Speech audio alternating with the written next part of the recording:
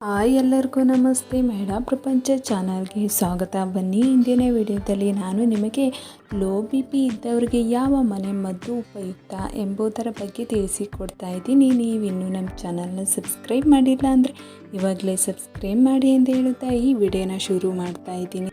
ಕಡಿಮೆ ರಕ್ತದ ಒತ್ತಡದ ಗುಣಲಕ್ಷಣಗಳನ್ನು ಯಾರೂ ಸಹ ಅಲ್ಲಗಳೆಯುವಂತಿಲ್ಲ. ಅದರಲ್ಲೂ ಕೆಲವೊಮ್ಮೆ ಕಡಿಮೆ ರಕ್ತದ ಒತ್ತಡದ ಸೂಚನೆಗಳಿಂದ ಎದುರಾಗುವ ಸಮಸ್ಯೆಗಳು ಅಧಿಕ ರಕ್ತದ ಒತ್ತಡದ ಸಮಸ್ಯೆಗಳಿಗಿಂತ ಭಯಂಕರವಾಗಿರುತ್ತವೆ. ಕಡಿಮೆ ರಕ್ತದ ಒತ್ತಡದಿಂದ ಬಳಲುತ್ತಿರುವವರು ಹೃದಯದ ತೊಂದರೆ, ಮೂತ್ರಪಿಂಡಗಳ ಹಾನಿ, ಪಾರ್ಶ್ವವಾಯು, ಬುದ್ಧಿಮಾಂದ್ಯದಂತಹ ತೊಂದರೆಗಳಿಂದ ತಪ್ಪಿಸಿಕೊಳ್ಳಲು ಅಸಾಧ್ಯ. ಕಡಿಮೆ ರಕ್ತದ ಒತ್ತಡದ ಈ ಗುಣಲಕ್ಷಣಗಳಿಂದ ಪಾರಾಗಬೇಕಾದರೆ ಈ ಕೆಳಗಡೆ ತಿಳಿಸಿರುವ ಕೆಲವೊಂದು ಮನೆ ಮದ್ದುಗಳನ್ನು ಪ್ರಯತ್ನಿಸಿ ನೋಡಿ. ಉಪ್ಪಿನ ನೀರು. ರಾಸಾಯನಿಕವಾಗಿ ಉಪ್ಪಿನ ವಿಶ್ಲೇಷಣೆ ಮಾಡಿದಾಗ ನಮಗೆ ಕಂಡುಬರುವುದು ಸೋಡಿಯಂ ಮತ್ತು ಕ್ಲೋರೈಡ್ ಎಂಬ ಎರಡು ಅಂಶಗಳು. ವೈಜ್ಞಾನಿಕವಾಗಿ ಮನುಷ್ಯನ ದೇಹದ ಉತ್ತಮ ಕಾರ್ಯನಿರ್ವಹಣೆಗೆ ಈ ಎರಡು ಅಂಶಗಳು ಬೇಕೇ ಬೇಕು. ಮನುಷ್ಯನ ದೇಹದಲ್ಲಿ ಸರಾಗವಾಗಿ ಹರಿಯುತ್ತಿರುವ ರಕ್ತ ಮತ್ತು ನೀರಿನ ಸಮತೋಲನ ಕಾಪಾಡಿಕೊಂಡು ರಕ್ತದ ಒತ್ತಡವನ್ನು ನಿಯಂತ್ರಣ ಮಾಡುವಲ್ಲಿ ಉಪ್ಪು ಬಹಳ ಮುಖ್ಯ ಪಾತ್ರ ವಹಿಸುತ್ತದೆ. ನೀವು ಒಂದು ವೇಳೆ ಕಡಿಮೆ ರಕ್ತದ ಒತ್ತಡದಿಂದ ಬಳಲುತ್ತಿದ್ದರೆ ಹೆಚ್ಚಾಗಿ ಉಪ್ಪು ಅಥವಾ ಉಪ್ಪಿನ ಆಹಾರ ಪದಾರ್ಥಗಳನ್ನು ಸೇವಿಸುವುದು ಒಳ್ಳೆಯದು. ಉದಾಹರಣೆಗೆ ಉಪ್ಪಿನಕಾಯಿ. ಕಡಿಮೆ ರಕ್ತದ ಒತ್ತಡದಿಂದ ನಿಮಗೆ ತಲೆ ಸುತ್ತು ಅಥವಾ ವಾಕರಿಕೆ ಬರುವಂತಾದರೆ ಆ ಕ್ಷಣದಲ್ಲಿ ಉಪ್ಪಿನ ನೀರು ಸೇವಿಸುವುದು ನಿಮಗೆ ಬಹಳ ಸಹಾಯ ಮಾಡುತ್ತದೆ. ಅರ್ಧ ಟೀ ಚಮಚದಷ್ಟು ಉಪ್ಪನ್ನು ಒಂದು ಗ್ಲಾಸ್ ನೀರಿನಲ್ಲಿ ಹಾಕಿ ಚೆನ್ನಾಗಿ ಕದಡಿ ಕುಡಿಯಿರಿ. ಇದರಿಂದ ನಿಮ್ಮ ದೇಹದಲ್ಲಿ ಕಡಿಮೆ ಇರುವ ರಕ್ತದ ಒತ್ತಡ ಸಾಮಾನ್ಯ ಸ್ಥಿತಿಗೆ ಮರಳುತ್ತದೆ. ರೋಸ್ಮರಿ ಆಯಿಲ್. ರೋಸ್ಮರಿ ಎಸೆನ್ಷಿಯಲ್ ಆಯಿಲ್ನಲ್ಲಿ ಮನುಷ್ಯನಿಗೆ ಬಹು ಆಯಾಮದ ಆರೋಗ್ಯ ಪ್ರಯೋಜನಗಳಿವೆ. ಇದರಲ್ಲಿ ಕರ್ಪೂರದ ಅಂಶವಿದೆ. ಇದು ಮನುಷ್ಯನ ದೇಹದಲ್ಲಿ ಕಡಿಮೆ ರಕ್ತದ ಒತ್ತಡದ ಸಮಸ್ಯೆಯನ್ನು ತೋಟಿಗೆ ತರುವಲ್ಲಿ ಪರಿಣಾಮಕಾರಿಯಾಗಿ ಕೆಲಸ ಮಾಡುತ್ತದೆ. ಜೊತೆಗೆ ಉಸಿರಾಟದ ವ್ಯವಸ್ಥೆಯನ್ನು ಉತ್ತಮಗೊಳಿಸಿ ರಕ್ತ ಸಂಚಾರವನ್ನು ಸುಗಮಗೊಳಿಸುತ್ತದೆ. ಕೆಲವು ಹನಿಗಳಷ್ಟು ರೋಸ್ಮರಿ ಆಯಿಲನ್ನು ಅಂಗೈಯಲ್ಲಿ ಹಾಕಿಕೊಂಡು ಮೂಗಿನ ಬಳಿ ತಂದು ದೀರ್ಘವಾಗಿ ಉಸಿರು ಒಳ ತೆಗೆದುಕೊಂಡರೆ ಸಾಕು. ನಿಮ್ಮ ರಕ್ತದ ಒತ್ತಡದ ಮಟ್ಟ ಸಮಸ್ಥಿತಿಗೆ ವಾಪಸ್ ಬರುತ್ತದೆ. ಕಾಫಿ ಅಥವಾ ಚಹಾದ ಸೇವನೆ ಮಾಡಿ. ಕೆಲವು ಸಂಶೋಧನಾ ಮೂಲಗಳ ಪ್ರಕಾರ ಕಾಫಿ ಅಥವಾ ಚಹಾ ಕುಡಿಯುವುದರಿಂದ ಮನುಷ್ಯನ ದೇಹದ ರಕ್ತದ ಒತ್ತಡಕ್ಕೆ ಬಹಳ ಪ್ರಯೋಜನವಾಗಲಿದೆ ಎಂದು ತಿಳಿದು ಬಂದಿದೆ.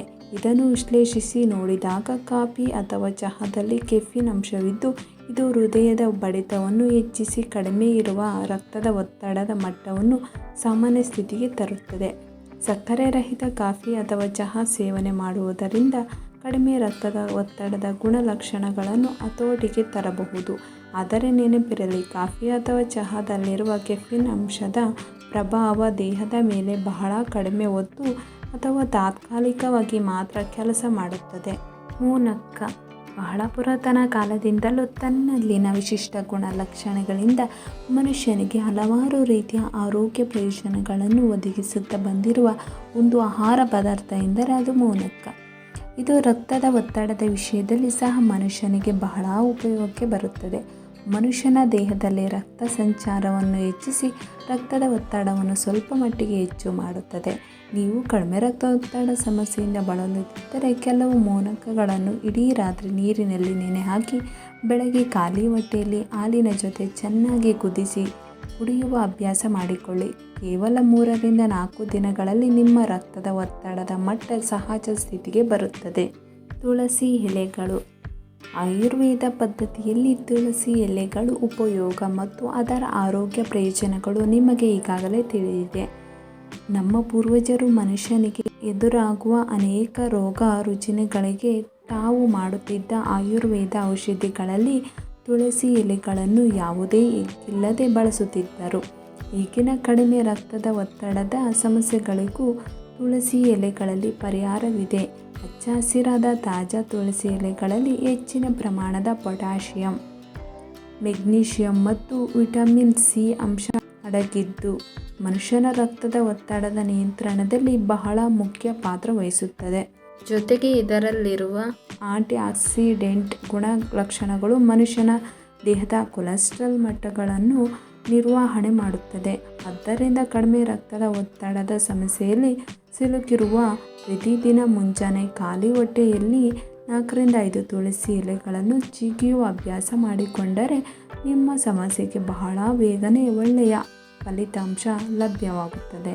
ಈ ವಿಡಿಯೋ ನಿಮಗೆ ಇಷ್ಟವಾಗಿದೆ ಎಂದು ಬಯಸುತ್ತಾ ಇಲ್ಲಿಗೆ ಮುಕ್ತಾಯ ಮಾಡುತ್ತಿದ್ದೇನೆ. ನೀವಿನ್ನೂ ನಮ್ಮ ಚಾನಲ್ನ ಸಬ್ಸ್ಕ್ರೈಬ್ ಮಾಡಿಲ್ಲ ಅಂದರೆ ಇವಾಗಲೇ ಸಬ್ಸ್ಕ್ರೈಬ್ ಮಾಡಿ.